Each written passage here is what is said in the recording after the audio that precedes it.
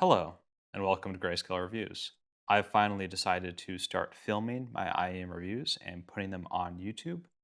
And what better way to start off this channel than with the hottest IEM out right now that unfortunately is no longer available for sale, the CrinEar Project Meta.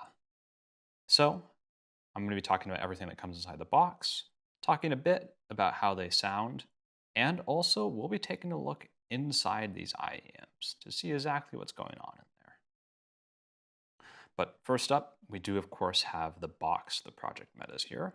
I do rather like the kind of copper and black colors. I think they match rather well. I'm personally a fan of it and a fan of how the IEMs themselves look. But just for comparison here, if you're familiar with Critical and some of his former IEMs or collaboration IEMs, you might notice that this is a bit of a departure from some of the other box designs. So I have the Dusk here to compare, and you'll notice that Critical's gone a bit of a different direction on this one. Both designs have their merits, but I think personally I'd prefer this one right here. All right, that's enough about the box though. Let's put this to the side and talk about what actually comes inside that box. So first off, we do have the case here. You might notice if you've maybe watched a review of the Mega 5 EST or just know a bit about it, maybe even own one. This is the exact same case that came with the Mega 5 EST. It just lacks kind of the cutout that usually comes inside here. But it is a pretty nice case and a nice inclusion for a $250 IEM. You can see the CrinEar branding on it. And it is spacious. You got a nice pocket up here at the top. That all said, this is certainly not a kind of pocket case. I doubt you'll be able to fit this in most pockets. This is more of a throw in your backpack sort of style, which works, but it's not usually how I'm using my IEMs. But it's nice to have, and I believe this is a waterproof or water resistant case. So not sure if that situation comes up often, but that is a plus, I guess. I'll move this way. Next, we do have the ear tips here. Let me pull them out. So these are really just rather basic silicone ear tips. I did try them with the Meta, and they did work pretty well, actually. No issues, but the highest praise I could probably give them is that they are very functional. One thing to note is that I did receive two packages of these, I believe, identical silicone ear tips. From what I saw from reviewers who also kind of unboxed the Meta, is that they received a package of foams alongside a package of silicone. Um, I'm not sure if that was something that changed with the production model, but just kind of something odd. Would have maybe liked to try the foams, but either way, I usually end up using my own ear tips.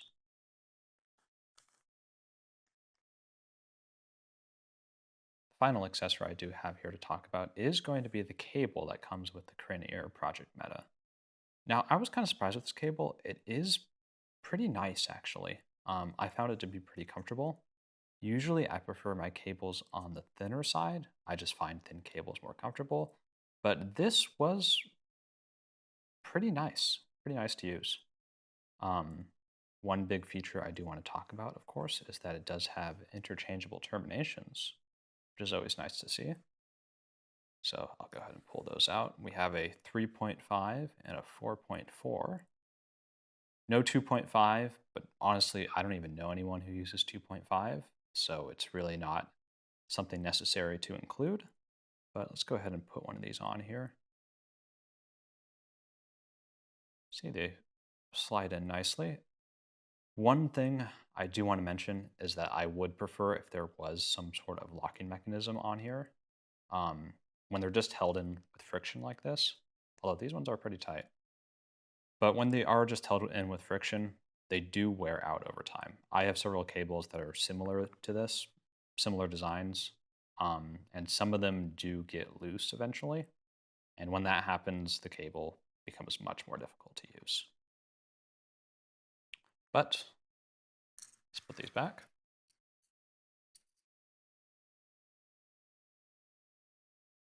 And move on to talking about the IAMs themselves here. So this is the right side of the CrinEar project meta. The right side does say meta on it. The left one does say CrinEar, I believe. But I'm only going to show you the one for now. We'll get to that second one later, as it is slightly disassembled at the moment. But this is a rather handsome looking IEM. I think I mentioned earlier when I was talking about the box that I do like the color scheme that Critical kind of went for here.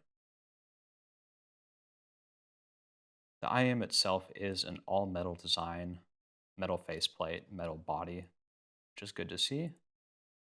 It is also semi-custom fit, which I found these super comfortable. I know semi-custom fits sometimes, they work for some people, they don't work for others. In my experience, I found these extremely comfortable. One thing I do want to mention as well is that these are surprisingly small. From the videos I was seeing, from other reviews, and before I got my hands on them, I was expecting them to be a bit bigger. These are pretty small IEMs though. Also, something that's small here is going to be the nozzle. This is a tiny nozzle. I know some critical collab IEMs, namely the Zero Blue and Zero Red, are famous for having large nozzles. This one is the opposite of that. I would be surprised if anyone had any sort of comfort issues with this nozzle. It's pretty small, especially compared to most other IEMs I own. Otherwise, we have a vent here on the back for drivers that we'll get to later, and also a flat 2-pin connector. People go back and forth. I hear people say recessed is better. Personally, I like the flat ones, but everyone has their own preferences. And I think that about covers it for the IEM itself. We'll put this to the side and talk about sound. Now I'm going to pull out a graph of the project meta here. This is from Critical himself. And just before we get into this, I do want to mention as sort of a disclaimer, I did measure my project meta before I took them apart. And it did measure in line with this, with no irregularities or channel imbalances or any significant issues. So this is an accurate representation of sort of what I was hearing when I was listening. Let's kind of start from the left here, and then we'll move to the right. One other thing to mention is that the tuning of the project meta is actually based, kind of the simplest way I can describe it, is based on the latest neutral target that Critical has then modified to his preferences. Those two modifications are going to be in the bass here and some slight differences up in the treble. Well, let's talk about the bass first. And as you've probably noticed, there is a pretty large sub bass boost.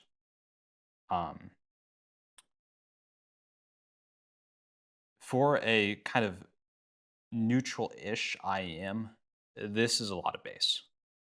It is well controlled. It's very well done bass, and I think even some like bass heads, while they may prefer more bass, would appreciate kind of the quality of the bass here. That said, this is a bit too much for me. I would prefer it a few dB down for certain. But we'll kind of talk about the whole graph also in a minute. As for the mid-range, I mostly think it's excellent.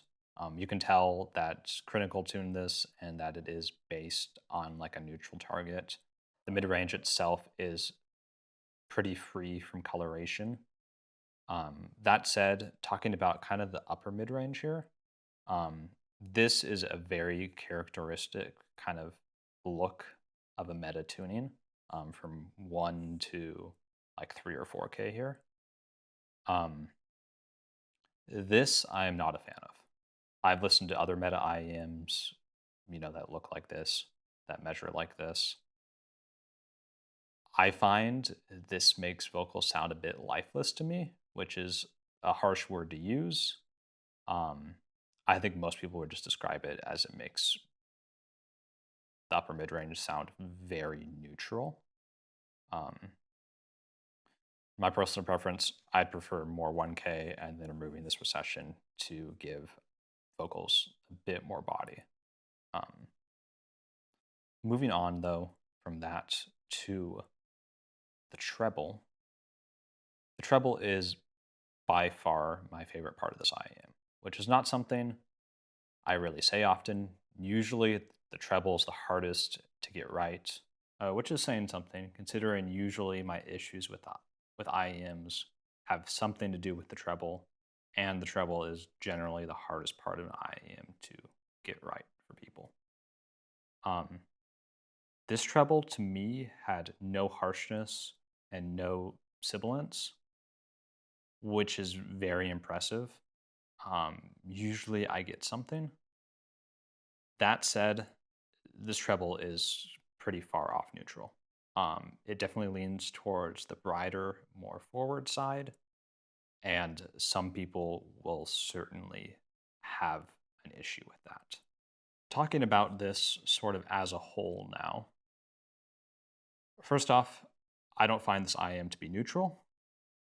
It is more on, I believe I've heard the term contrasty be thrown around a bit, and I would definitely agree. More on the contrasty kind of V shaped side with kind of forward bass or forward sub bass at least, and more forward treble. The one thing and my issue, like I said, I like the treble. The bass here is, first of all, quite a bit of bass, but it is good bass and it is controlled bass. But it's all sub bass here. And what I find and what I have issue with is that on certain tracks, all I'm getting is a lot of sub bass. That's what's like sticking out to me over everything else.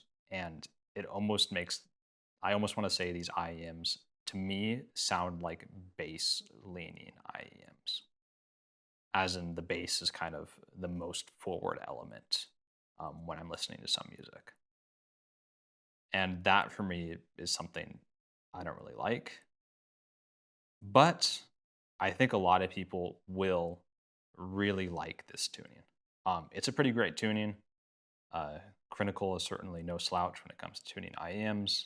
And while this is not to my preference, I think he did a great job here. With that graph out of the way, let's talk about some other IEMs compared to the project meta here. So I do have here a Moondrop X Critical Dusk, which I did, of course, show you the box earlier, so that probably isn't a surprise. But I do have a slightly odder IEM, which is the C Audio Yume here. We'll get to this one in a minute, but let's talk about these two compared first. So, first off, the Dusk does have two different tunings, two different kind of standard tunings. It comes with, of course, this is not the stock analog cable, but it comes with a 3.5 cable for the analog tuning, and then a DSP cable for the DSP default tuning. First off, though, I'll talk about the analog tuning. I really like the analog tuning on the Dusk. I talked a bit about the tuning of the Meta, and the analog tuning of the Dusk does have less bass, which is my preference. It has a more kind of clinical or clean mid-range compared to a bit of warmth that comes from the Meta. Personally, I like both of them. If anything, I'd say I'd prefer the mid range of the Meta with a bit of extra warmth. Um, but the Dusk is also pretty excellent in that regard. And that's one of the reasons I like it so much. Um, as for like vocals and kind of talking about the upper mid range, which is something I pointed out on the Meta, I do definitely prefer the Dusk here. It does have that extra 1K. It has more rounded out, less neutral vocals, much more vocal forward I am. And then getting into the treble with the analog tuning, the Meta here, as I mentioned, love the treble, but the Dusk also has good treble, if not maybe like a little bit brighter on the Dusk even. It is very forward treble, and it also has some kind of upper treble oddities on the Dusk, which are very noticeable to me. The Meta has none of that, and is, in my opinion, still better. Overall, I've said good things about both here with this quick comparison.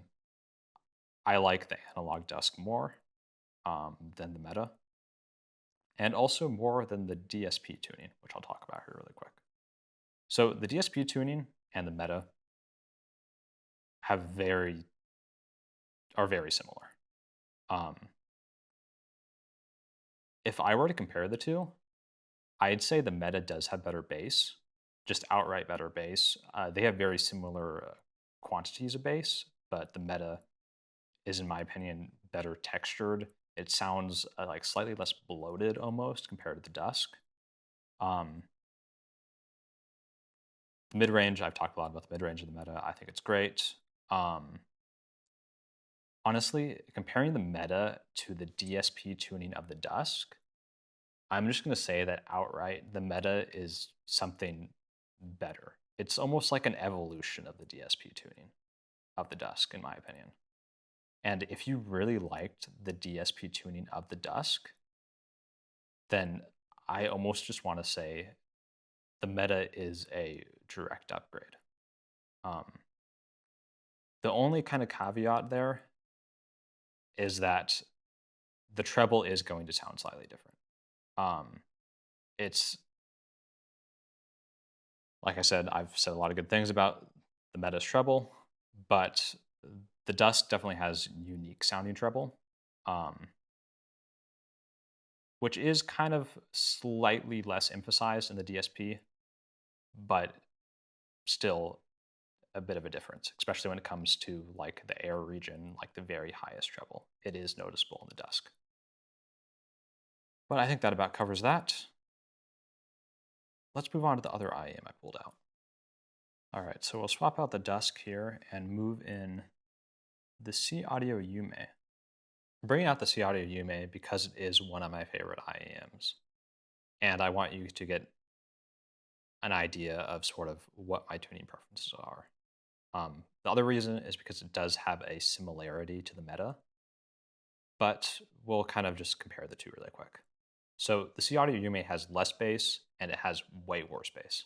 Um, I'm not going to sugarcoat it. This is still one of my favorite IEMs. I would never recommend it to someone looking for bass. And so I did say it has less bass, but the quality of that bass is pretty poor in my opinion. This is an older IEM. I don't know what's going on with it.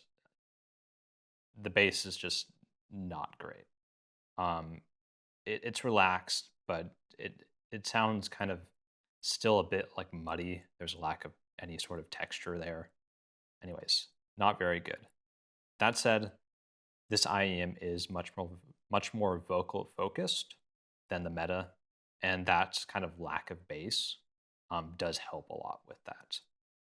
I think vocals sound excellent. And I think overall the mid range is pretty great on the C Audio Yume.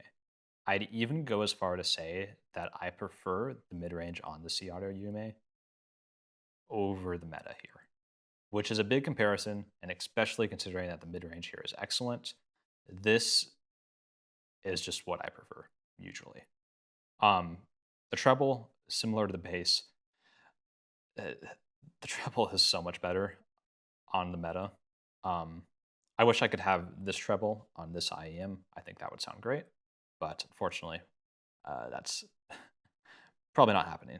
Um, to actually compare the treble, though, uh, the the Meta has much more upper treble compared to the Yume. It's definitely more bright. The Yume is almost slightly, I don't want to say dark. It's not really a super dark IEM, but compared to the Meta, it probably is. Um, I did say that I prefer the mid range on the Yume over the Meta. And to compare these two, I overall do prefer the Yume here. But if I were to recommend an IEM to someone, or even just kind of try to give it a more objective rating, the Meta is a much better IEM.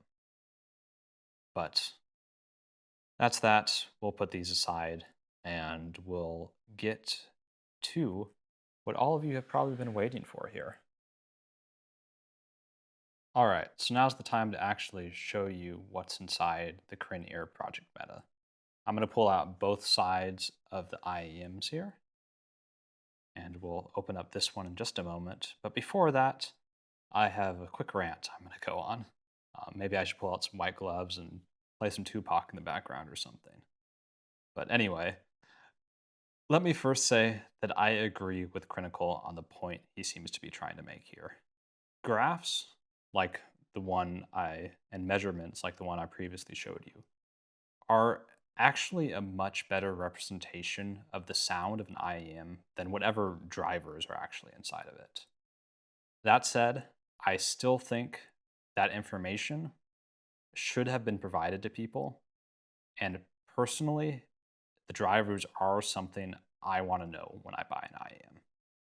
Plenty of people disagree with that opinion. And there's certainly an argument to be made there. I just believe there's no harm in giving as much information as you can when you're selling a product. So Critical's making a valid point by not telling anyone what the drivers are inside the Meta. I think he could have done it in a less extreme way, by either downplaying the drivers in his marketing or giving an explanation as to why he didn't really reveal the drivers. I do hope this isn't going to be a trend with future CrinEar products. If it is, my curiosity is probably going to get the better of me, and I'll be wasting a lot of money opening them up. So that's it for my little rant. Let's see what's inside. Faceplate was glued on. I already removed it previously. And we can see here that the CrinEar Project Meta is a hybrid IEM, a dynamic driver and two balanced armatures kind of tied together by a crossover. I'm not going to be taking any like close-up pictures or revealing any part numbers.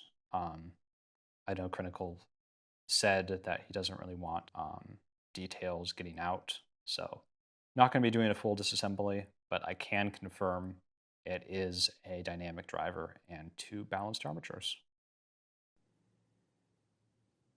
On that note, with the drivers of the CrinEar Project Meta now revealed, this is where I'm going to end the video.